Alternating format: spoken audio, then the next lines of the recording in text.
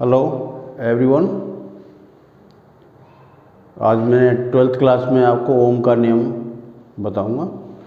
इससे पहले मैं आपको इलेक्ट्रॉन का अपवाह वेग और विद्युत धारा में संबंध बता चुका हूं। तो शुरुआत करते हैं ओम का नियम।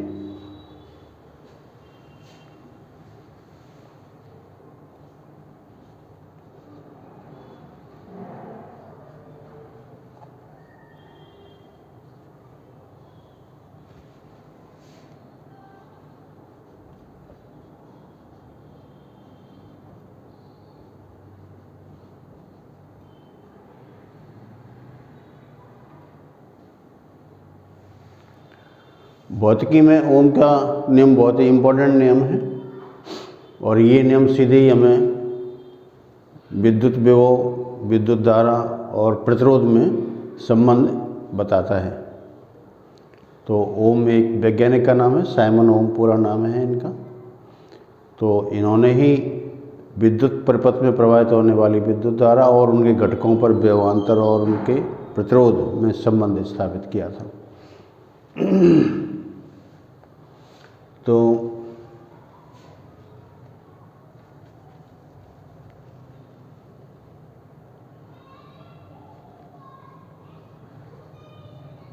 यदि किसी चालक की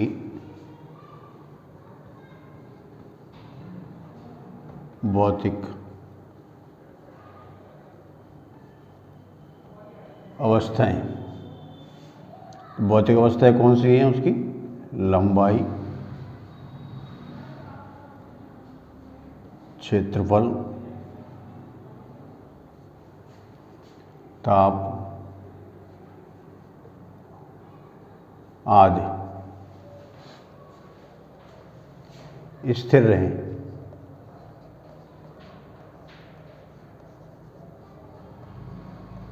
तो चालक के सिरों पर उत्पन्न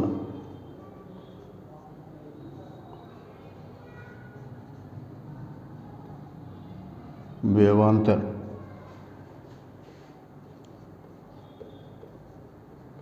उसमें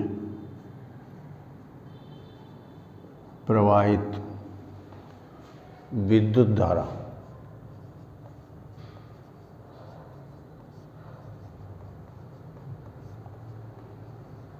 के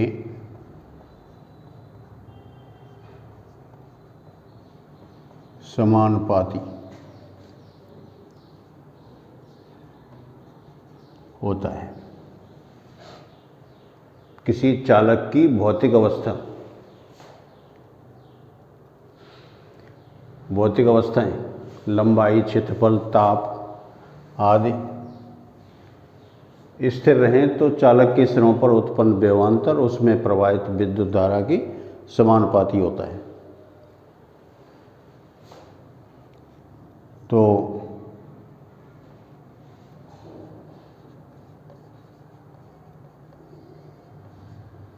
विभवांतर समानुपाती होता है विद्युत धारा के, यानी V समानुपाती I। तो अगर हम इसमें एक ग्राफ ड्रॉ करें, ये x अक्ष लें और ये y अक्ष लें, ये V और यहाँ पर I, तो ये सीधी रेखा इसमें प्राप्त होती है, V समानुपाती I। तो V इक्वल टू RI या R equal to V upon I, जहाँ R नियतांक है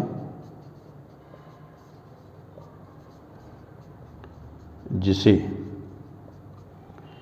चालक का प्रतिरोध कहते हैं।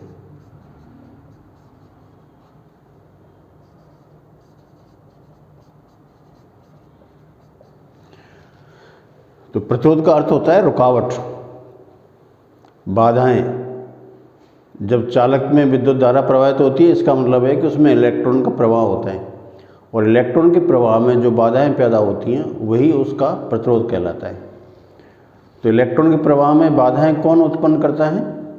जो भी इसमें परमाणु जालक बना हुआ है, उस परमाणु जालक से वही परमाणु जालक इसकी मार्ग में बाधा पैदा करता है, तो इसको हम प्रतिरोध कहते हैं। तो आप देख सकते हैं कि चालक के सिरों पर उत्पन्न विभवांतर और प्रवाहित विद्युत धारा का अनुपात चालक का प्रतिरोध कहलाता है।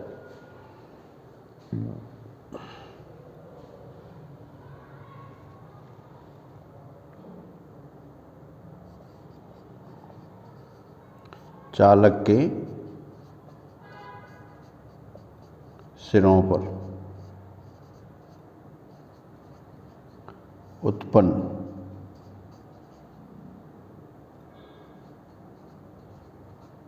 विभवांतर तथा प्रवाहित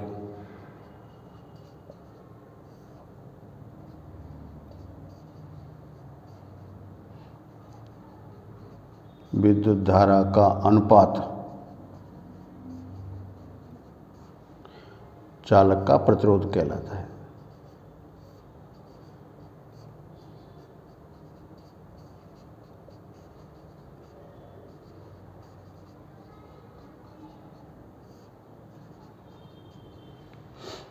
तो एक प्रतिरोध की परिभाषा है जो इस फॉर्मूले से इसमें आती है। इसमें प्रतिरोध का मात्रक आप देख सकते हैं,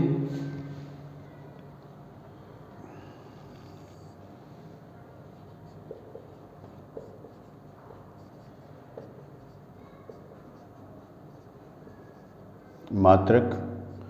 तो इसमें देखें तो विभव आ रहा है, विभव को वोल्ट में मेजर करते हैं,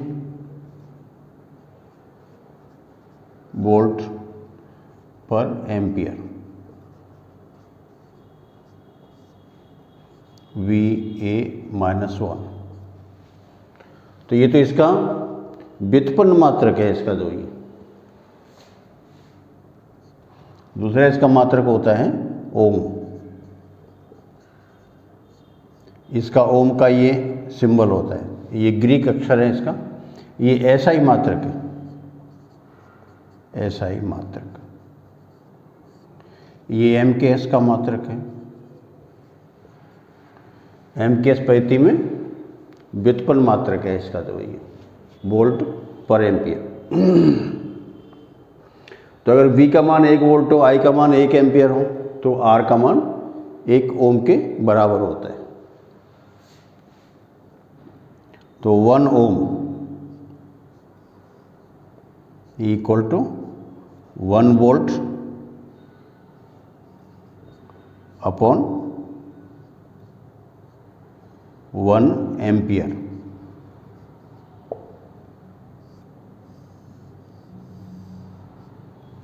तो यहाँ से 1 ओम की परिभाषा की जाती है, और सामान्यतः राजस्थान माध्यमिक शिक्षा बोर्ड के में इस 1 ओम प्रतिरोध की परिभाषा पूछी जाती है।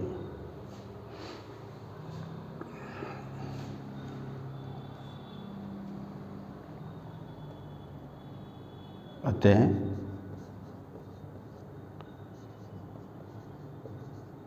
चालक में 1 एम्पियर विद्युत धारा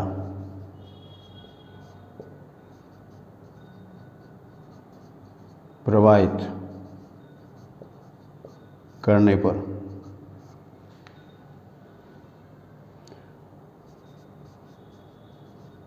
उसके सिरों पर 1 वोल्ट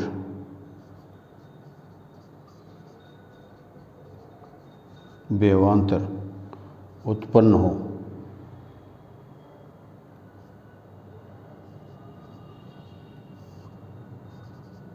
उत्पन्न हो तो चालक का प्रतिरोध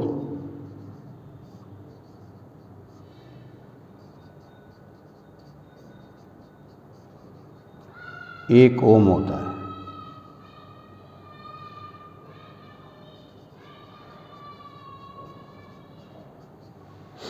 क्या परिभाषा है एक ओम की? एक चालक में 1 एम्पीयर विद्युत धारा प्रवाहित करने पर उसके सिरों पर 1 वोल्ट विभवांतर उत्पन्न हो तो चालक का प्रतिरोध 1 ओम होता है।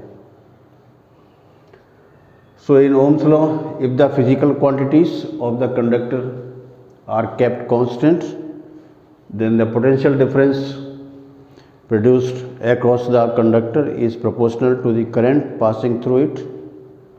So the potential difference is directly proportional to current. So V proportional to I and V equal to Ri. So here the graph between V and I is a straight line passing through the origin. This R is a constant called the resistance of the conductor and it depends upon the physical conditions. So it is the potential difference produced across the conductor and its ratio to the current passing through it is called the resistance. And the unit of resistance is volt per ampere or ohm. SI unit is ohm. 1 ohm equal to 1 volt upon 1 ampere. So if 1 ampere current passing through conductor produces a potential difference of 1 volt, the resistance of the conductor will be 1 ohm. तो V और I के बीच खींचा गया वक्र एक सीधी रेखा होती है।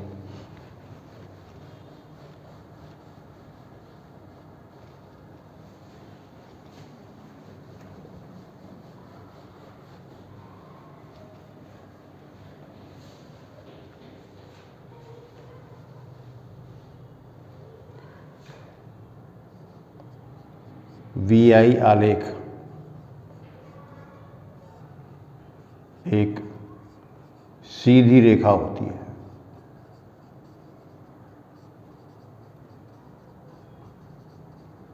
जो मूल बिंदु से गुजरती है।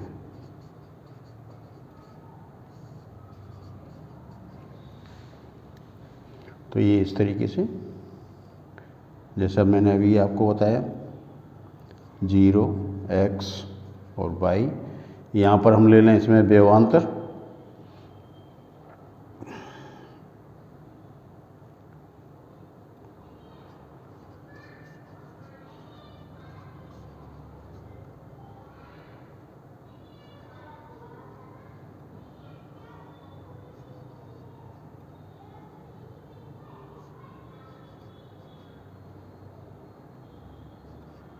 विभवांतर, और यहाँ ले लें विद्युत धारा।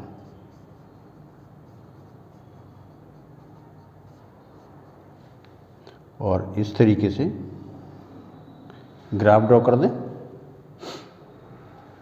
तो ये V समानुपाती आई, ये मान लिया पॉइंट A होता है इसमें, तो ये यहाँ तक,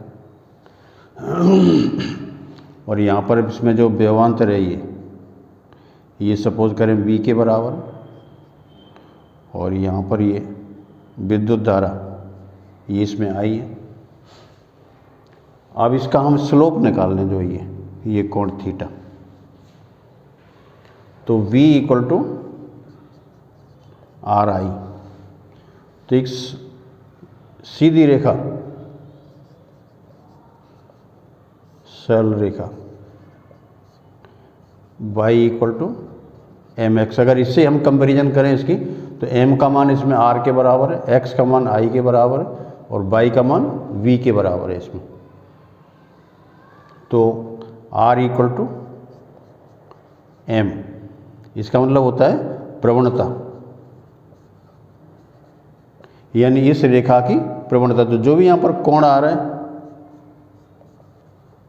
tan थीटा, अगर v को हम यहाँ लेंगे y अक्ष पर और i को लेंगे x अक्ष पर, तो ये tan थीटा होता है। और अगर हमने इसका उल्टा कर दिया, v को ले लिया यहाँ पर x अक्ष पर और i को ले लिया यहाँ वाई अक्ष पर, तो ये 10 के स्थान पर कॉट थीटा हो जाएगा। तो ये उल्टा, जस्ट रिवर्स। तो ये आप देख सकते हैं, ये जो ट्रायंगल आ रहा है इसमें, तो ये ट्रायंगल ओ ए बी, ये समकोण त्रिभुज है जो ये, तो इसकी ये आधार और ये लंब।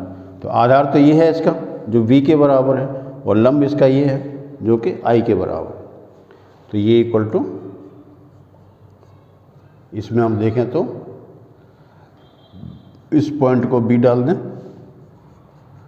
ए बी अपॉन ओ ए, नहीं ओ बी, तो ए बी इसमें ये जो इसमें b है और ये इसमें i है। तो इस तरह से अगर आपको यहाँ पर थीटा का मान दे रखा हो, जैसे मान लो थीटा का मान 45 डिग्री है, तो tan 45 का मान 1 के बराबर होता है, तो प्रतिरोध का मान इसमें 1 ओम होगा। अब मान लो थीटा का मान इसमें 60 डिग्री है, तो tan 60 का मान होता है √3, तो √3 जो होगा वो इतने ओम चालक का प्रतिरोध होगा। तो अगर आपको ऐसे ग्राफ दे दिया जाए और उसमें आपको स्लोप दिया हो, तो आप सीधा ही प्रतिरोध ज्ञात कर सकते हैं। तो ये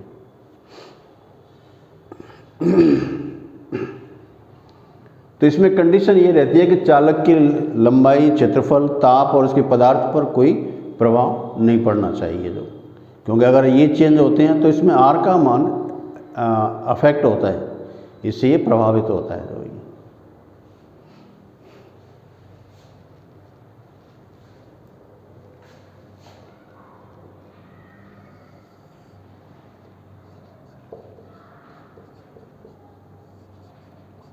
प्रतिरोध की निर्भरता,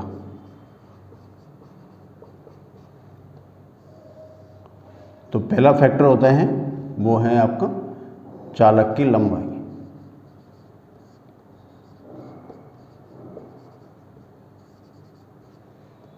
दूसरा है अनुप्रस्थ काट क्षेत्रफल,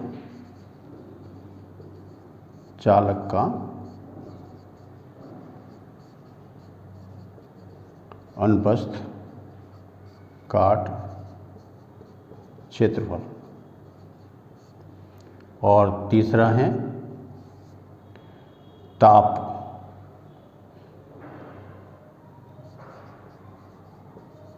चालक का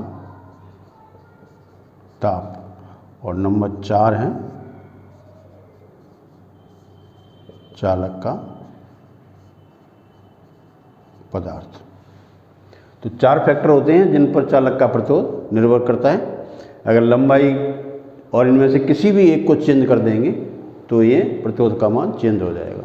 एक ही पदार्थ के लिए भिन्न भिन्न प्रतिरोध हो सकते हैं इसमें, और चालकों की लंबाई, अनुप्रस्थ काट, क्षेत्रफल, ताप, पदार्थ, ये सभी भिन्न भिन्न पदार्थों के लिए R का मान भिन्न भिन्न होता है, और एक ही पदार्थ के लिए भी R के मान बहुत सारे हो सकते हैं। तो इस तरह से प्रतिरोध जो होता है वो 4 घटकों पर निर्भर करता है।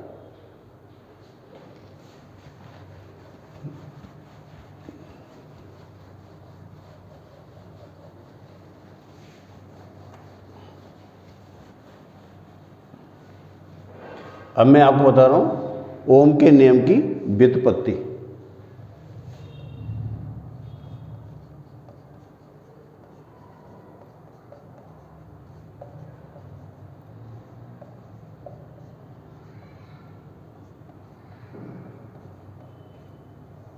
ओम के नियम की व्युत्पत्ति,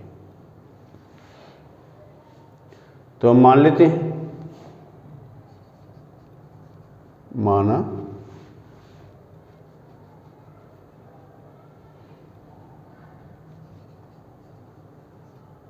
चालक पर आरोपित विद्युत क्षेत्र ये इक्वल टू E।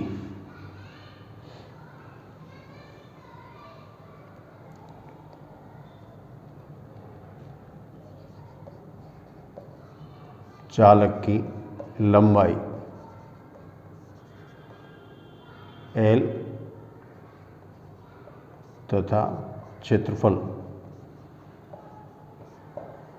A होता है। तो हम जानते हैं चालकों में मुक्त इलेक्ट्रॉन होते हैं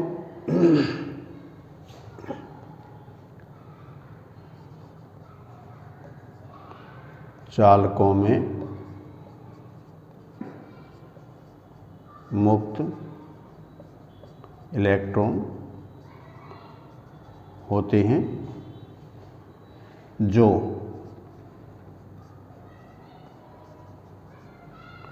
विद्युत क्षेत्र आरोपित करने पर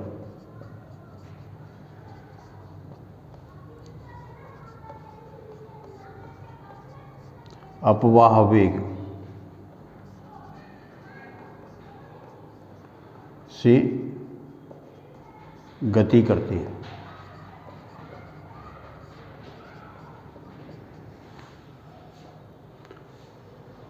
तो इलेक्ट्रॉन पर विद्युत बल F equal to minus E into e. जैसा कि हम जानते हैं इलेक्ट्रॉन का आवेश माइनस ही, तो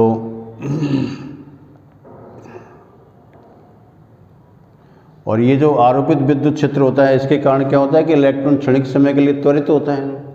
तो इसका त्वरण मान लेते हैं F equal to m A,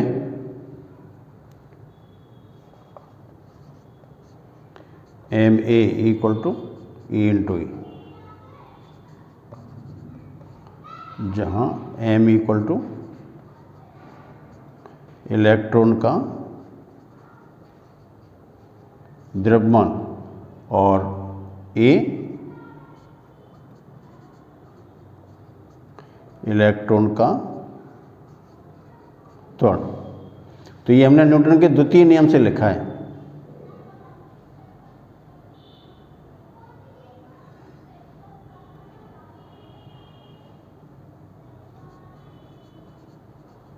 Newton के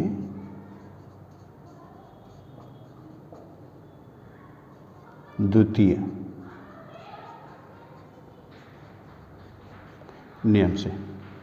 तो A इक्वल टू कितना आ जाएगा, माइनस ए ई अपॉन एम। तो मान लेते हैं, माना इलेक्ट्रॉन का प्रारंभिक वेग इक्वल टू यू। तो जैसा मैंने आपको बताया था कि इलेक्ट्रॉन विद्युत क्षेत्र आरोपित करने से पहले तापीय ऊर्जा के कारण निरंतर गति करते रहती हैं और ये इनकी गति यादृच्छिक और अनियमित होती है।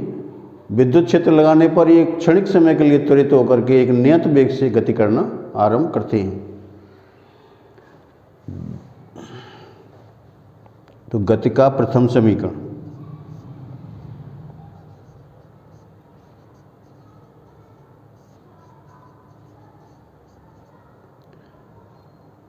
ये होता है आपका v equal to u plus a t. तो यहाँ पर हम इसका सदिश लगा दें मैं जो है,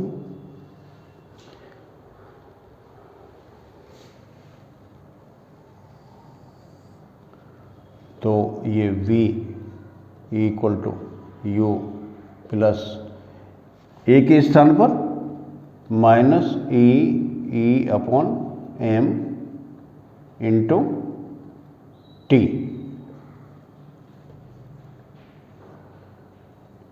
अब यहां पर ये जो टी होता है, जहां टी इक्वल टू विश्रांत काल, जैसा कि मैंने आपको कल बताया था कि ये दो उत्तरोत्तर टक्करों में लगे समय का माध्य होता है और इसी माध्य को हम विश्रांत काल कहते हैं। तो औसत मान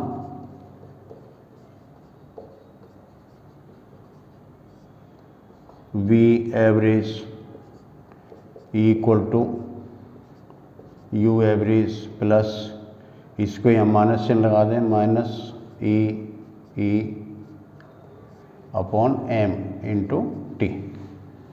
तो ये इक्वल टू 0 होता है, minus e upon m into t. और ये होता है आपका वी डी अपवाह वेग, v d equal to minus e upon m into t.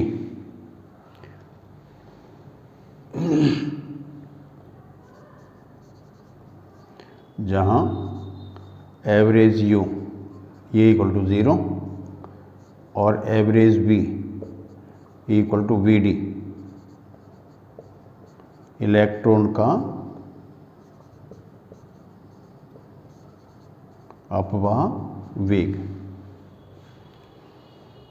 तो इलेक्ट्रॉन का अपवाह वेग आपने निकाल लिया, इसी है नंबर 1। और एक हम जानते हैं अपवाह वेग और विद्युत धारा में संबंध।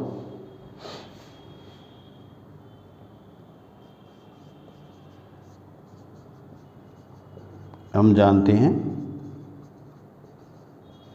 कि v d equal to i upon n a e, विद्युत धारा, ये संबंध रिलेशन अपन जानते हैं। इसके अंदर ये रिलेशन अपन को पहले से ज्ञात है। तो हम क्या करें, अभी ये भी अपवाह वेग और ये भी अपवाह वेग है, तो दोनों को बराबर कर दें।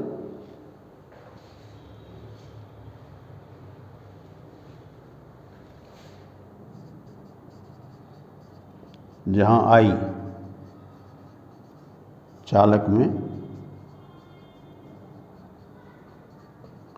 प्रवाहित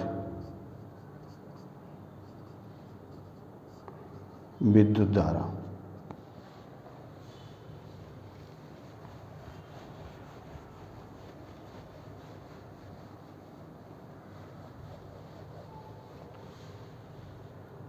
तो समीकरण 1 और 2 से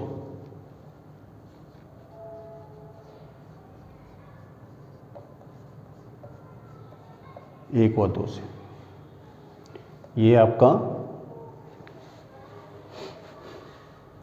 यहाँ पर इसका प्रमाण लेंगे तो फिर यहाँ माइनस चिन्ह इसमें नहीं लिखेंगे, इसके अंदर से जो है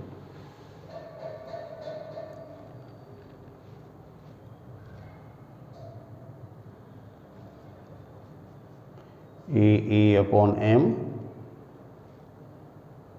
into t equal to i upon n a e, v d का प्रमाण लेने पर।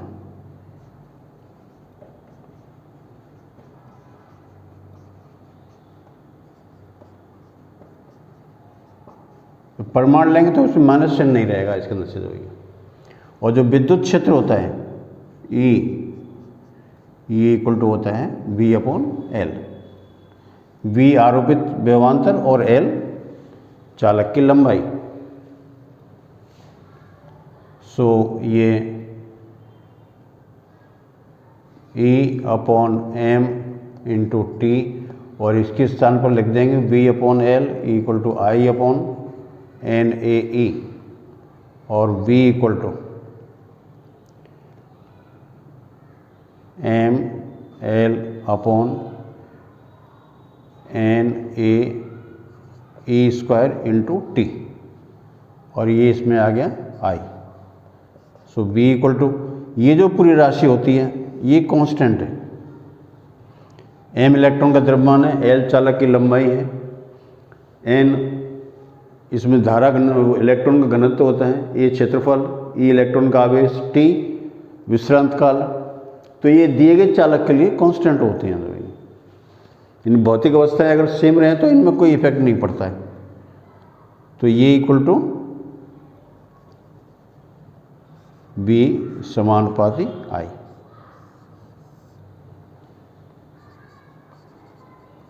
जहां m l upon n a e square t equal to नियतांक, और इस नियतांक को प्रतिरोध कहती हैं। तो ये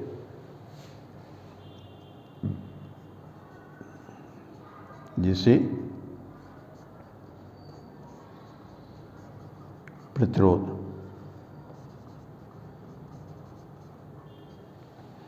तो यही ओम का नियम है। V समानुपाती है, चालक के सिरों पर उत्पन्न विभवांतर उसमें प्रवाहित विद्युत धारा के समानुपाती होता है।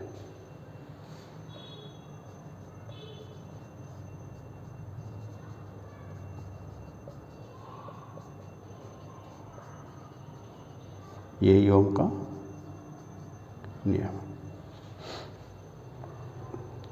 तो आप देख रहे हैं कि इसमें जो V और I के बीच में अगर ग्राफ ड्रॉ करें तो फिर एक स्ट्रेट लाइन आएगी, और ये दिया गया जो नियतांक इसमें आप देख रहे हैं कि लंबाई भी आ रहा है, क्षेत्रफल आ रहा है, और T जो इसका विश्रांत काल है वो चालक के ताप पर निर्भर करता है।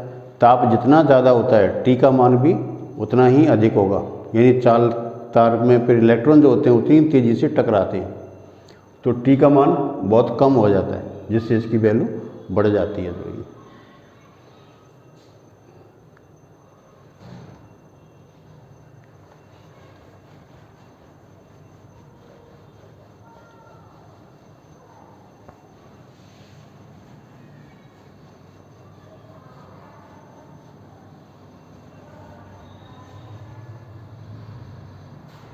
तो ये ओम का नियम है जो कि बहुत ही इम्पोर्टेंट है, और आप इसको अच्छी तरीके से पढ़ें, याद करें।